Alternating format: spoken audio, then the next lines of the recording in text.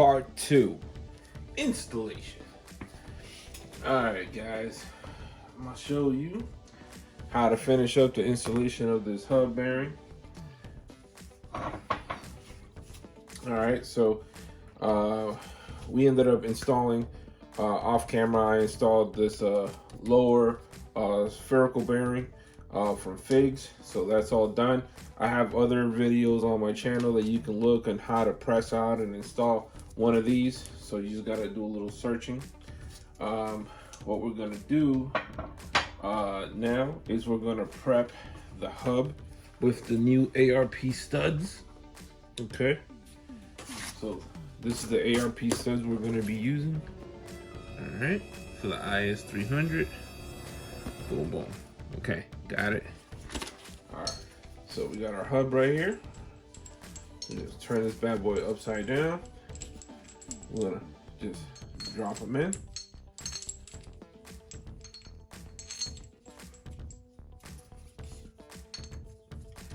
Now there's a lot of people who try to pull them through, but what I found over years is that actually kind of compromises the integrity of the stud itself. So this is the best way, is just to press them in. What you're gonna do, you're gonna get yourself like a 14 millimeter socket. You're gonna put it in the socket like so. Okay, you're gonna put it just like this. You're gonna press it in one by one.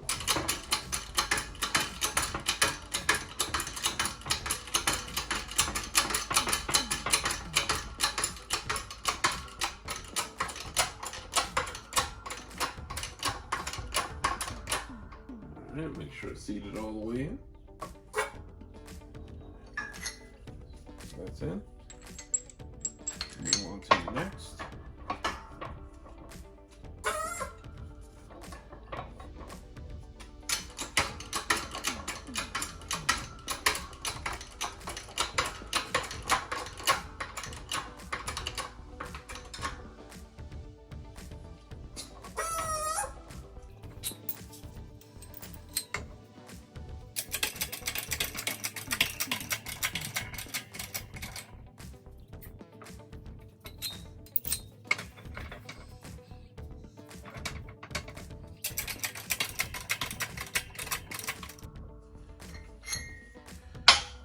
You don't want to crush it like crazy, because you could deform the surface of this. All right, so you're just gonna press it till it stops. Once it stops, that's it.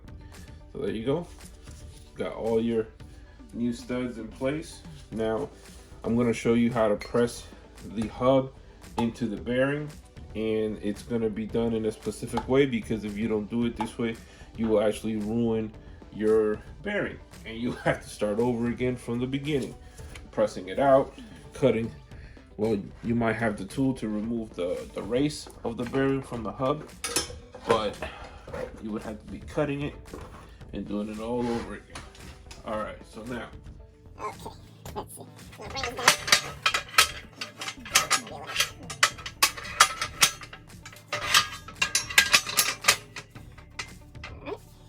Get your plate, put it in the center. You're gonna grab a bearing like this. You're gonna put that in the center, because your hub is actually going to sit on top of this like this. It's gonna ride that, so it doesn't get damaged when pressing. So let me see if I have enough clearance.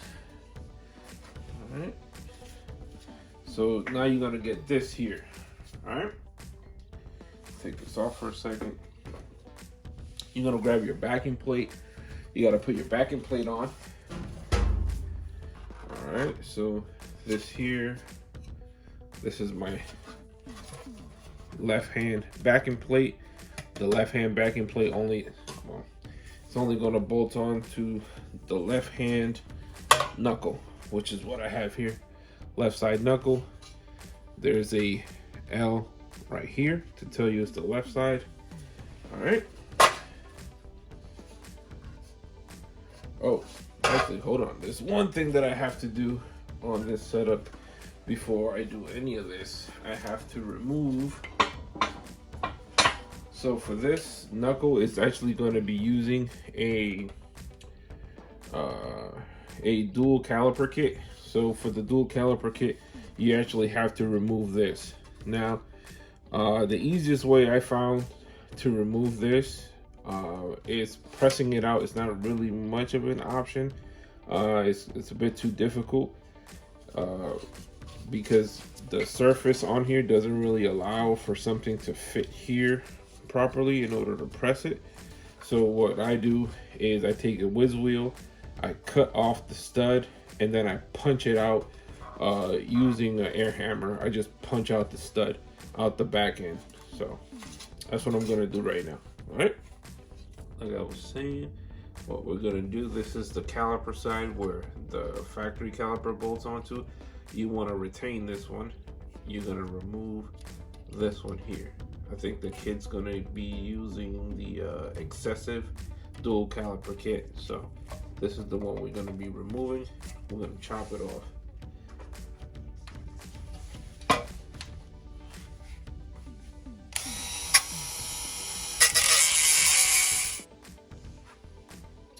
Alright, so once you get it to this point here, you don't have to cut all the way through. You can just grab it with a pair of pliers and just snap it right off, like so. Alright, now, a couple of key things. What I'm gonna do now is I'm gonna actually cut an X pattern into the stud. That's gonna give me an area to put my my air hammer chisel to, and it's not gonna slide and jump around. So I'm gonna do that right now. I'm gonna show you what it's gonna look like.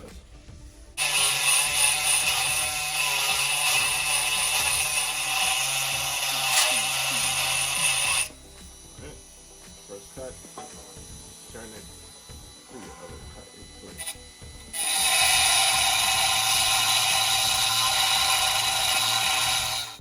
So you see, you get an X cut right there. Alright. Now, what you're gonna do, just to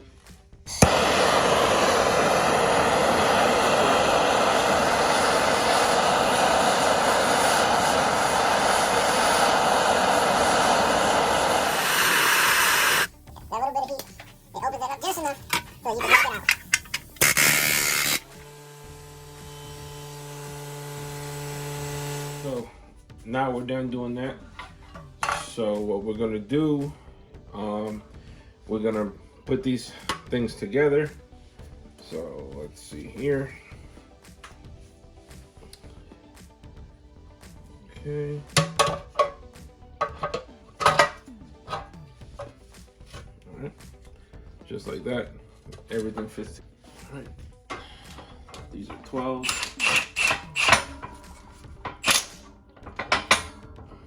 Pop those bad boys in there.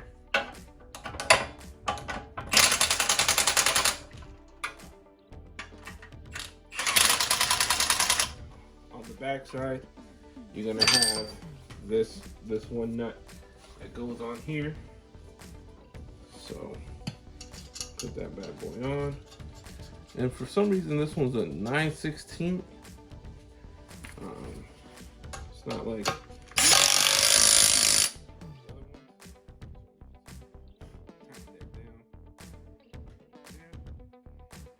you're going to take your hub,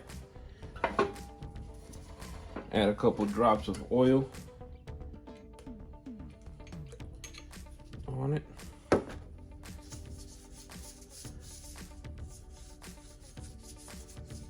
Okay, so that's good.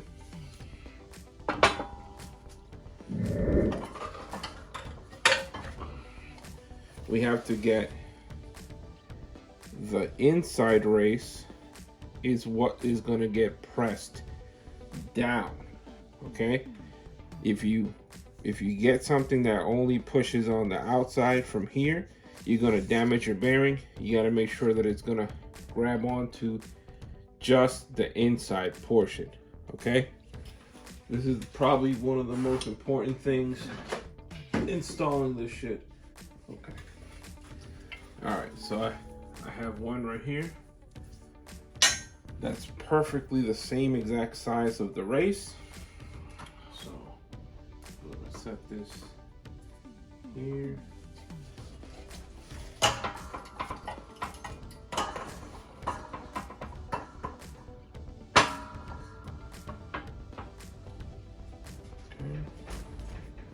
And we're gonna put this race here.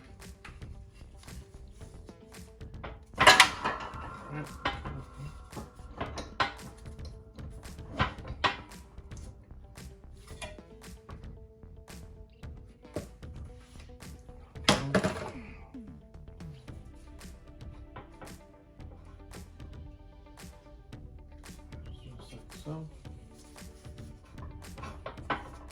Now check this thing out like 5 times before you start going down on it.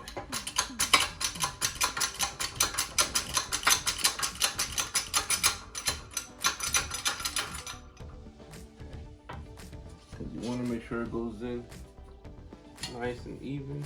I gotta push it back slightly. Okay.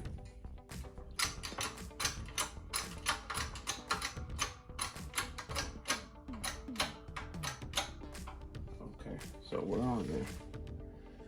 We're on there, so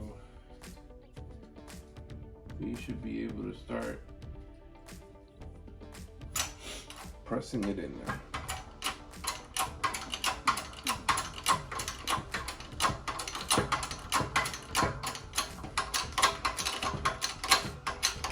See, it's going in.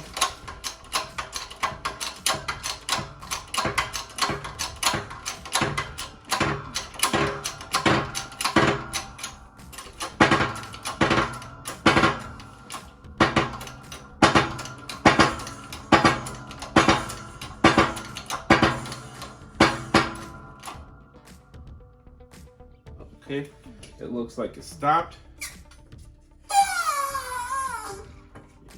You don't want to over torque, not over torque.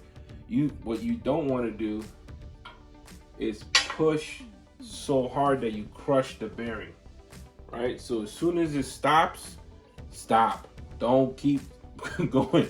This thing will crush the hell out of this bearing, and you'll be in a whole lot of shit, having to start all over again.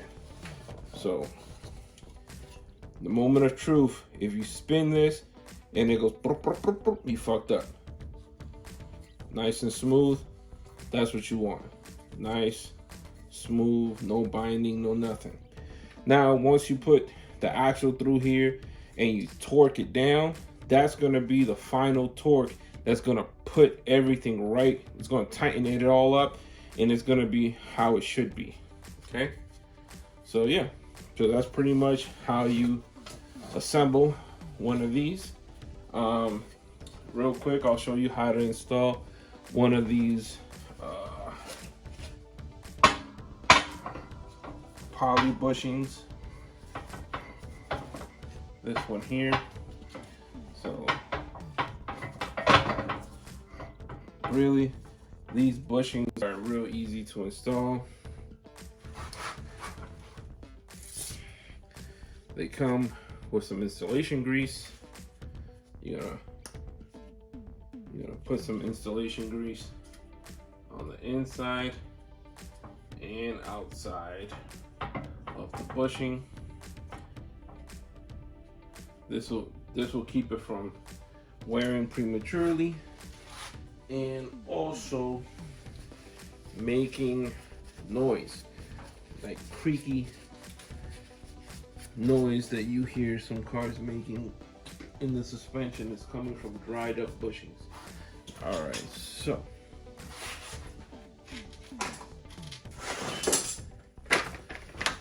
here we go. This is what we're using. Okay. All right, so what you're gonna do, you're gonna make sure you grease both sides of these poly bushings, right? You're gonna press them in by hand. Then you're gonna, ooh, it's a party. You're gonna go crazy putting grease in it, and then you're going to push that pin straight on through.